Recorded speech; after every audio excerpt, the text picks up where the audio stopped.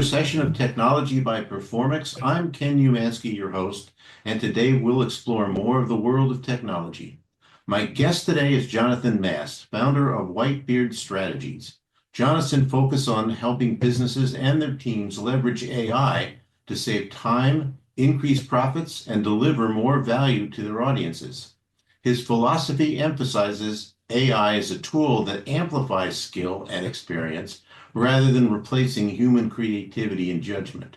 Since 1995, he has blended marketing expertise with cutting-edge technology, and over the past few years has emerged as a leading authority on practical AI implementation.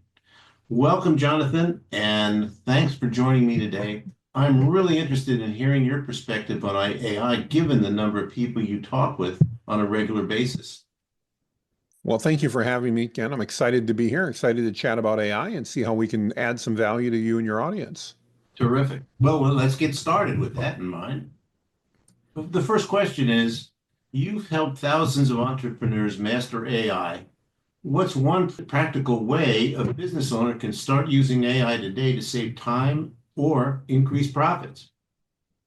Well, I think one of the best ways, Ken, that they can do that is as a business owner, we all have emails that we need to send or communications that we need to send that sometimes we struggle with. How are we going to respond to this? How can we do that best? I know I get them, and almost every day I need to take 5, 10, sometimes 15 minutes to sit down and really think about how am I going to respond in a way that fits, whether that's a memo, a proposal, an email, a letter needs to be written, even sometimes an internal communication or a conversation with a staff member. And I think that using AI to help you put that together, and I want to stress help, it's not going to replace you, but it is an assistant to you to help you create that. Ken, if you send me an email and there's an issue that I need to address, and maybe it's a touchy issue, maybe I've got to put some boundaries in place, but I want to be kind about it. I need to think about that because in the midst of my busy day, I'm, firing on all cylinders. I'm trying to get that done. That's an email that I need to take a pause and think about for just a second.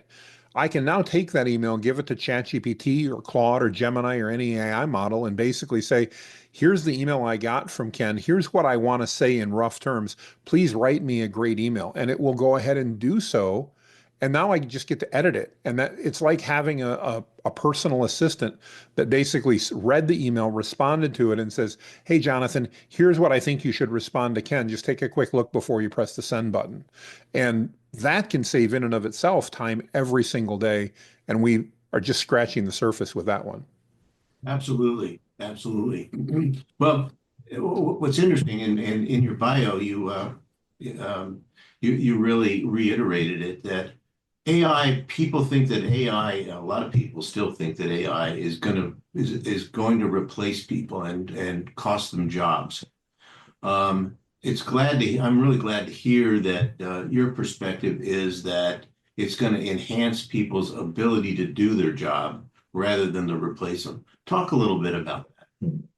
Yeah, I think I've done a lot of research on this since AI came out, and we can go all the way back literally to like the printing press when people were saying that it was going to just ruin the world or whatever, going to take away jobs. And then it happened with the internal combustion engine, well, actually the steam engine, and then the internal combustion engine. And then after that, it started happening with, PCs showing up on desks and then the internet and you name it. We've been through this technology shift many times in our society. And every time we go through it, Ken, people are on one side going, oh my goodness, we're going to lose our jobs. We're going to ruin society. It's change, and nobody likes change, but change is inevitable. It's not going to ruin society. Will there be people that lose jobs? Yes. Just like when the internal combustion engine came out, people that made buggy whips no longer were needed to make buggy whips. But you know what? Most of them took jobs and ended up finding out there were more jobs for their sons and their family and everybody else because Henry Ford decided to put an assembly line together, and then General Motors did, and then Dodge did, and others. And so just like that, we're going to see the same thing with AI. Will there be some people that need to upskill and change their skills? Yes, there will be. It will not be most of us, though. And those that do are going to find that there's even more jobs available because of the opportunities that AI is creating. So there's a lot of misconception out there, a lot of misconception about AI, and a lot of business leaders have a misconception. Hmm. How do you help them shift their thinking to, I mean, one of those misconceptions is that people are going to be displaced because of and lose their job because of AI. How do Yeah. you change their mind? How do you help them shift their thinking so they understand that it really is a tool for efficiency, at least at this point in time? And it's something that companies can use to cut costs and make more profit. Well, I think the best way is just to get them to try to use it. Ken, I think most people that have a negative opinion about AI have either not used it or have only used it a little bit. For example, we work with a magazine that talks about AI, and their editor just put out an incredible article about how AI is actually probably misnamed because we don't really have artificial intelligence. We've really got predictive technology is what we have. It's not truly artificially intelligent. And somebody on her post, she and I were talking earlier, just literally commented that, you're crazy. AI is going to be what puts the chip in all of us. But the person that said that's never used AI. They don't know. They're operating in such abject fear, Ken, that they're not trying it. And I think that's what I see most often when people have a poor opinion of AI. One of two things is the case. Either they haven't used it or they tried it once or twice. And like most things, the first time we do stuff, it doesn't work very well. The first time I tried to ride a bike, I fell. First time I tried to walk, I fell. I didn't stop though because of that. I kept trying and trying until I got better at it. And unfortunately, especially as adults, and I'm guilty at 56 years old myself, a lot of times we try something once, and if it's not easy, never mind. I'm not going to do it again. I don't want to do it. It's just change. I don't want change. And AI is certainly bringing that out in people. Yeah, I think that's true. You have an interesting perspective on AI because you have over 400,000 people in your community, Hmm. and you get to see a lot more of the trends that are happening and the concerns that people have. What trends are you hearing most often from people in your community, entrepreneurs, especially about AI? I think, probably the biggest concern we hear is what are my customers going to think? What are they going to think if I use AI? And I always go back to what's in it for the customer. Why will they want it? And I think, a great example is if I'm needing customer service today, I'm not going to probably be mad if you don't use AI to help me do that. But in another 6 months, I am going to be frustrated because I now know, especially if I end up talking to somebody, and of course, we're here in the US talking, and we both know that probably one of the things that most people in the US and North America dislike is getting somebody from that can't speak good English on the phone with them to provide customer service who can't give them good answers because they just have a very limited script to follow. Well, knowing that that bad option exists and it's what we've dealt with for decades, and knowing now that the first time I get to deal with an AI customer service agent that speaks my language, whether it's English, Spanish, French, German, whatever, fluently, and has access to literally not just a little bit of information, but all kinds of information to help me solve my problem.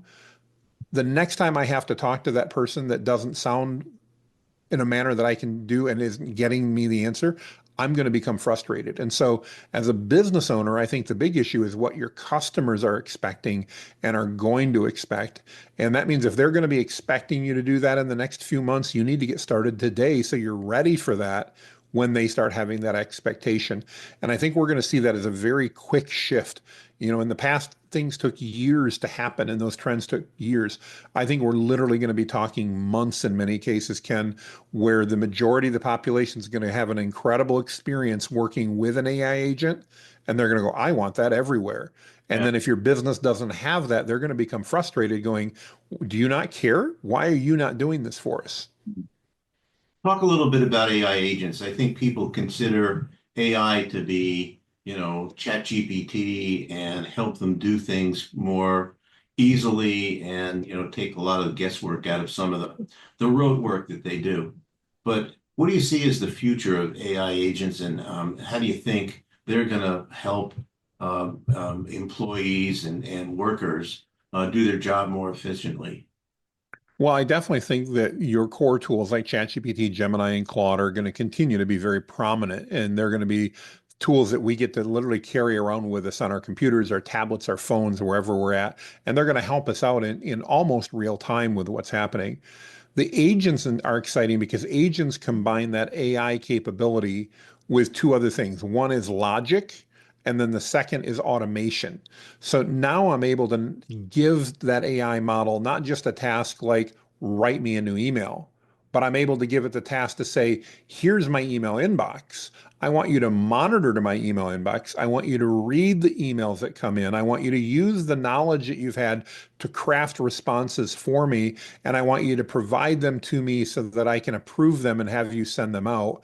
And so that now my job of checking my inbox, instead of taking hours a day, literally takes me minutes a day, because I can even then train it to go, all of these messages I don't need to respond to. These are updates, whatever. I don't need to respond to them.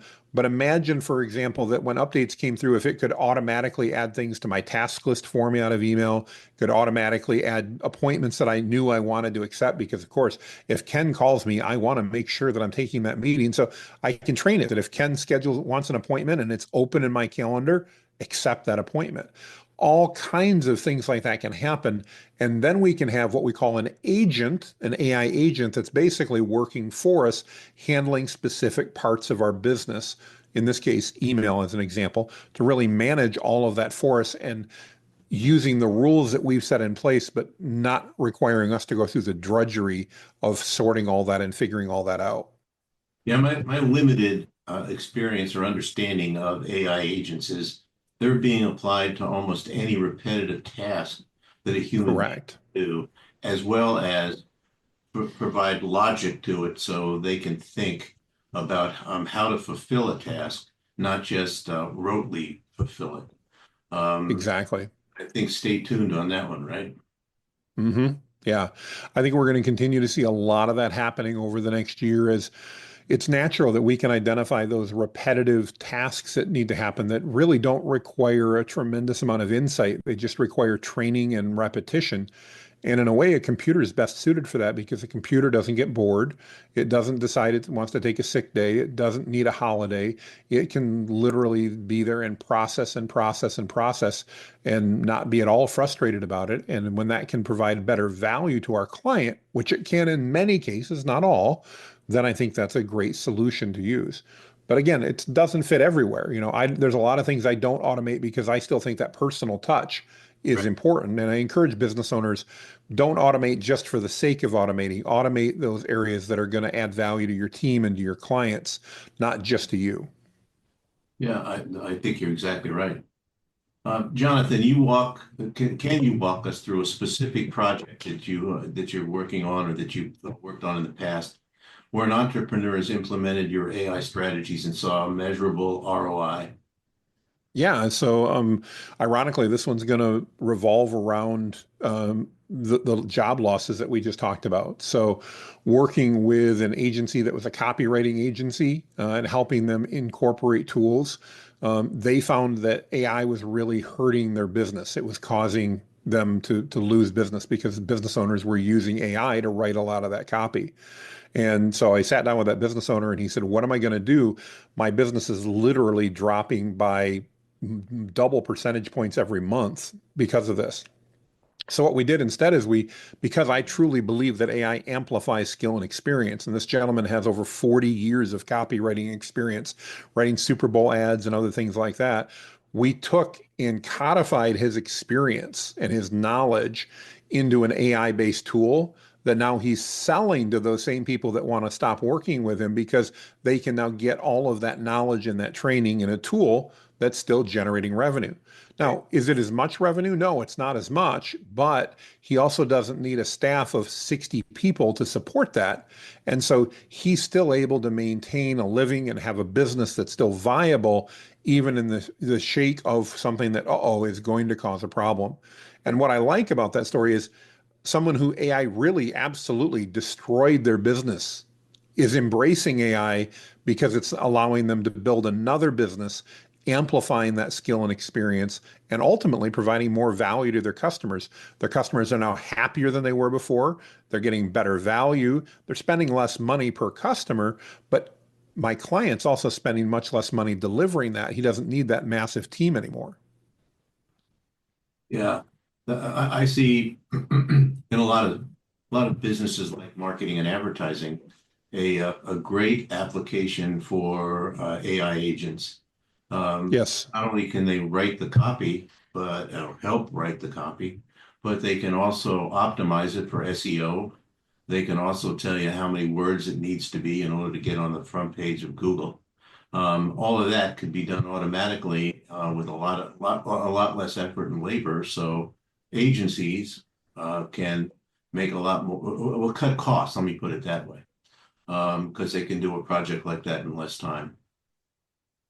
Many of our listeners are senior managers who really care about ROI. What's your advice for building an internal AI culture that drives both built-in, buy-in rather, and bottom line impact? Great question. I think the true ROI comes when we get our teams to implement. We as leaders can absolutely save time, and that's great and it's wonderful. But the real ROI for the organization comes if I can spread that over my team. Because if I can have everybody in the executive suite save an hour, that's cool and that's great and probably provides value. But if I've got even 25 employees and they can all save an hour a day, that then has massive returns for the company. How do we get the team to embrace that? Well, first we need to let our teams know that AI is not designed, nor is our team planning on replacing people simply because of AI. Because that's generally the team's biggest fear is that if I embrace AI and I show you, Ken, what we could do with AI, I'm going to lose my job. Yeah, We right. need to let we need to let them know that that's part of what's needed is just like when the PC was put on the desk when I got in the workforce. PCs were just showing up on desktops and replacing typewriters and adding machines. And we had people going, until they realized that in order to keep their job, in order to do it well, they actually needed to replace that typewriter with a PC because it was going to allow them to get more done. And so we need to do that same thing with our staff. We need to let them know that's how it works. The other thing, and I just had this conference or a conversation out in San Diego at a group conference I was at. I'm a big believer, Ken, that the first 30 minutes of savings that you help AI affect with your team, you need to give back to your team.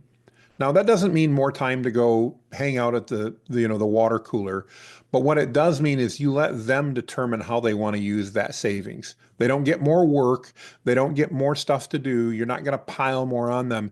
You're going to make their life better and their day more efficient by letting them know that the first 30 minutes they can save with AI, they get to choose how to use it. Yes, they're expected to be at work, but they can take more time on the projects they love. They can focus more in the areas that they know they're skipping over right now. They get to choose what they're going to do. Those that prove to do a good job of that get to continue to do that. And those that struggle and maybe decide to hang around the water cooler, you still give them the 30 minutes, but now additional savings that they affect are going to result in additional expectations for more productivity. And I think by doing that, when you create that first win and you allow them to take control of that, you're going to get buy-in. Right. And what we've seen across the board is once employees start using it and really understanding, wow, I can do a better job and I can do it faster, then they do embrace it and they want to do that. Yeah, I think you're right. I think you do need to incentivize employees to start using it. Um, Hmm. Intimidating at first. Um, I'll have to have you back because I think there is a major discussion on AI in small businesses and medium-sized businesses, and Hmm. be between a rock and a hard place right now because they know they have to do it. They don't think they can afford it, and they're not real sure what it can do for them. So that's a whole session, I think. But we're out Sounds of great. time, I'd love to. unfortunately. Um, time sure flies by when we're having fun, right? It Thank you. sure does. Thank you for your experience and for giving us some understanding of what companies are going through and how they're trying to understand the business implications of AI. How can my listeners contact you if they have questions? Two things. They can just remember my name. It's Jonathan Mast, M-A-S-T, or if they remember the AI guy with the white beard, if they look for Whitebeard AI, my company is Whitebeard Strategies, but you can search for Whitebeard AI, you'll find us. And I've got tons of free resources, Ken. There's some paid ones too, but there's tons of free stuff. So it doesn't have to cost the businesses or these leaders any money. We can provide a ton of value, literally for no cost, to get them started until they can see where the ROI comes in. I bet you're busy around Christmas time. Uh, I am. In fact, one of my favorite things is actually in the grocery store. We'll be walking down and there'll be a 2 or 3 year old in the grocery cart with mom, and they'll look over and they'll go, "Is that Santa? Is And it?" of course, right. And You and look at, I love to play into it, and I nod my head and I'll say things like, "Did you know that Santa shopped here?" And they'll look and go, "Big eyes." Yeah, I love that. that's great. Well, thanks again. Thanks again for being here. Don't miss the next episode of Technology when we'll discuss some other cutting edge technology and how it's being implemented across many industries and the results it's having with those companies. And remember to please contact Performance Biz Solutions at performancebiz.com if you need help with any technology challenge, large or small. I'm your host, Ken Umansky, and until we meet again on another technology podcast, keep innovating.